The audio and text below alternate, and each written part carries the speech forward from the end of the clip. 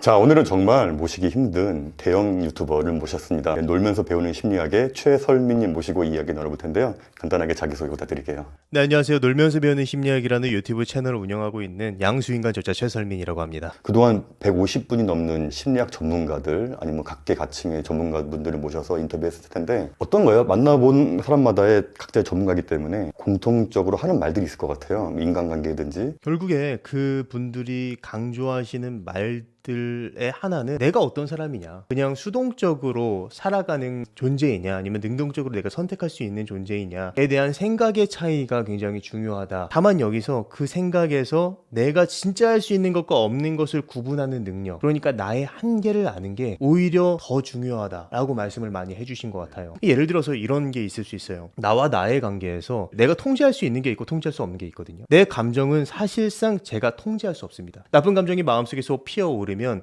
이거를 내가 안 느껴야지 한다고 해서 느껴지지 않는 게 아니거든요. 그런데 만약 내가 감정을 통제할 수 있다고 생각하면 그 감정을 느끼는 내가 나쁜 사람이 되고 그 감정을 느끼는 내가 나쁜 사람이고, 그래서 스스로 자책하게 될 가능성이 크다는 거죠. 인간관계에서 누군가 나를 나쁘게 생각하면 내가 그 상대를 통제할 수 있다고 생각했을 때 상대의 의견에 의해서 내가 좌지우지되기 쉽고 내가 스스로 그럴 만한 사람이야 라고 생각하기 쉽다는 거죠. 나의 한계를 모르고 내가 모든 일을 통제할 수 있다고 생각을 하게 되면 작은 실패에도 다 내 책임이라고 생각하기 쉽다는 거예요. 사실상 세상의 일에는 굉장히 다양한 외부 변수가 있음에도 그걸 고려하지 못한다는 거죠. 내가 통제할 수 있는 것과 없는 것을 구분하는 능력, 이게 저는 굉장히 중요하다라고 생각을 하고 많은 분들이 이 부분을 강조해 주신 것 같습니다. 방금 말씀하신 인생에서 유일하게 통제할 수 있고 바꿀 수 있는 거는 나의 관점이라고 했는데, 나의 관점을 바꾼다는 게 어떤 의미고 나의 관점을 바꾼다고 해서 어떻게 인생이 바뀌는지 궁금했어요. 우리는 태어나면서부터 세상에 던져진 존재라고 저는 생각합니다. 그거는 내가 선택할 수 있었던 게 아니잖아요. 불우한 환경이나 안 좋은 환경에서 살아가는 사람들은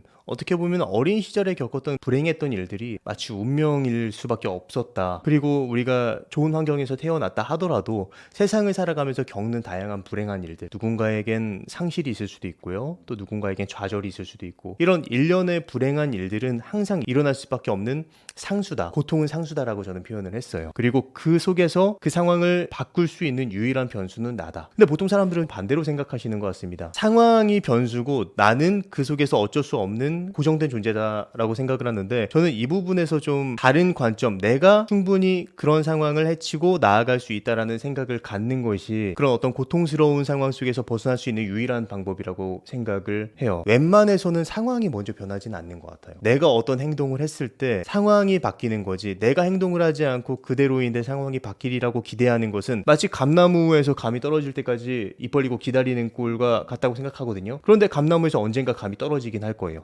대신 썩은 감이 떨어지겠죠. 그것보다 좀 더 내가 능동적으로 삶을 대처하는 태도가 필요하고, 여기서 중요한 게 아까 전에 말씀드렸던 나의 한계를 아는 것, 내가 통제할 수 있는 것과 통제할 수 없는 것을 아는 게 굉장히 중요하다고 말씀드릴 수 있을 것 같습니다. 그러면 설민 씨께서는 사시면서 나의 관점을 통해서 바꿔서 바뀐 인생 그런 게 있나요? 어린 시절에 어머니가 좀 아프셨어요. 어린 시절에 저는 제 삶을 제가 책임져야 되는 상황이었던 것 같아요. 지금은 건강하신가요? 지금은 그래도 건강하십니다. 그때는 거동이 불가능하고 류마티스라는 병인데 뭐 온몸 마디마디가 아픈 병이라서 고통을 계속 느끼면서 누워있는, 움직이지 못하는 그런 병에 걸리셨거든요. 그 당시에는 또 뭔가 치료제나 이런 게 미비해가지고 제대로 대처할 수도 없었고, 제가 초등학교 1학년 때였으니까요. 그때 저는 돌봄을 받지 못해서 되게 꼬질꼬질하게 학교를 다니기도 했고, 그래서 학교에서 친구들에게 좀 왕따라고 하죠. 그런 걸 당하기도 했고, 이런 상황 속에서 정말 제가 잘 생각했던 게 이런 상황을 어떻게 하면 극복할 수 있을까 쪽으로 생각을 했던 것 같아요. 그 어린 나이에도. 네. 그래서 제가 도서관에서 책을 많이 빌려봤는데, 어느 날 제가 도서관 가가지고 가장 처음 빌려본 책이 무엇일까? 그 전산 기록이 다 남아있더라고요. 심리학 책과 사주책을 봤더라고요. 어떻게든 제가 이걸 극복을 하고 싶었던 거예요. 이 현실을 좀 빨리 벗어나고 싶은 마음이 좀 있었구나. 그래서 제가 이렇게 심리학을 책으로 공부하기 공부하기 시작했고 전공을 하기 시작했고 아. 이렇게 채널까지. 그때 만약에 제가 이런 어떤 선택을 하지 않고 뭐 어쩔 수 없는 일이니까 나는 불우한 환경을 탓하고 그런 어떤 대처를 제대로 하지 않았으면 지금과는 많은 차이가 있었을 거라고 생각을 합니다. 그 놀심 채널 자체가 최설민 그 자체인 거네요. 지금은 그래도 많이 극복했나요? 그런 것들을? 사실 완전히 극복했다라고 얘기는 할 수 없을 거예요. 왜냐하면 어린 시절의 그 기억은 제가 이제 짊어지고 나가야 되는 그런 어떤 삶의 무게라고 생각하거든요. 그래서 많은 사람들이 자기 삶에서 저마다 짊어지고 나가야 되는 어떤 삶의 무게가 있다고 저는 생각합니다. 그거는 제가 수용을 해야 되는 것 같아요. 사실 다치고 나면 그 자리에 상처가 나잖아요. 근데 그 상처는 지울 수가 없잖아요. 그 상처라고 저는 생각하거든요.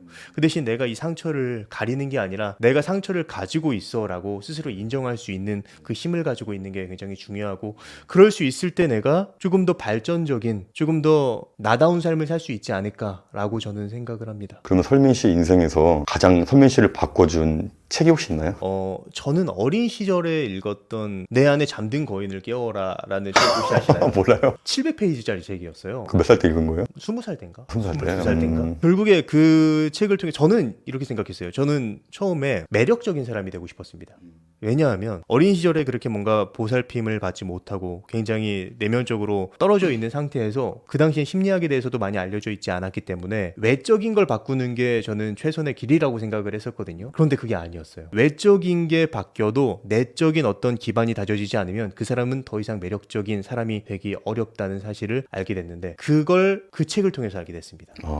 외적인 게 별로여도 내적인 게 단단하면 매력적인 사람이 될 수 있고 그 반대일 수도 있다는 거죠. 지금까지 만나본 인터뷰하신 분들 중에서 이분의 이 말씀은 정말 기억에 남는다 그런 게 있나요? 장성수 교수님이라는 상담심리학 쪽의 대가분이신데 그분이 이렇게 말씀해 주셨습니다. 후천적으로 터득한 것은 뭐든 바꿀 수 있다. 그러니까 우리가 살면서 어린 시절에 형성된 것이라고 할지라도 어쨌든 후천적인 환경에 의해서 내가 터득한 거잖아요. 그것은 후천적으로 노력을 통해서 충분히 바꿀 수 있다는 거예요. 내가 어린 시절에 사랑받지 못했어도 그래서 내가 가치 없다고 생각을 할지라도 이것은 충분히 내가 성인이 돼서 후천적인 노력을 통해서 바꿀 수 있다. 인간은 학습하는 존재니까. 저는 이 말이 굉장히 기억에 남았고, 그래서 우리는 충분히 우리의 삶을 바꿀 수 있다라는 어떤 능동적인 마음을 가지고 살아가는 것이 굉장히 중요하다라는 걸 깨닫게 됐습니다. 여기서 중요한 건 그렇다면 어떻게 후천적으로 바꿀 수 있느냐에 대해서 우리가 생각해 볼 수 있겠죠. 대부분 사람들은 후천적으로 바뀌는 게 어려워요. 왜냐하면 살던 대로 살아가는 게 익숙하기 때문에. 우리가 바뀌기 위해선 지금 내게 익숙한 것을 깰 수 있는 용기가 필요하거든요. 그거에 대해서 김경률 교수님이 그렇게 말씀해 주셨죠. 용기는 두려움을 느끼지 않는 게 아니라 두려움을 느낄 때 내가 용기 있는 선택, 새로운 선택을 할 수 있는 것이 용기이다. 내가 만약에 두려운 상황에서 예를 들어서 나를 무시하는 사람이 있다고 했을 때, 나를 바라보고 무시하는 이야기를 한다고 했을 때 나는 항상 웃는 사람이었어요. 웃고 그냥 동조하는 사람이었어요. 은연중에 그 사람의 말에 맞장구를 쳐주면서 비위를 맞추는 사람이었어요. 그런데 다르게 행동해보자는 용기를 가자 보는 거죠. 웃지 않아 보기도 하고 나아가서는 그 사람에게 내 생각은 다르다고 표현도 해보고, 때론 이거는 어떻게 보면 지금까지 살아온 내 인생과는 반하는 일이겠죠. 하지만 그 용기를 통해서 새로운 결과를 만들어낼 수 있고 새로운 경험을 하게 될 수 있으면 우리의 인생은 그 지평이 넓어지고 새로운 학습을 통해서 전혀 다른 운명을 벗어난, 운명을 깰 수 있는 또 다른 형태의 내가 만들어질 수 있다 라는 게 저는 굉장히 크게 와닿았던 내용인 것 같아요. 내가 소심하고 내성적이라고 생각을 할지라도 내 의견을 표현해보는 연습을 해보는 것, 이게 인간관계에서는 중요한 표현일 것 같아요. 네, 맞아요.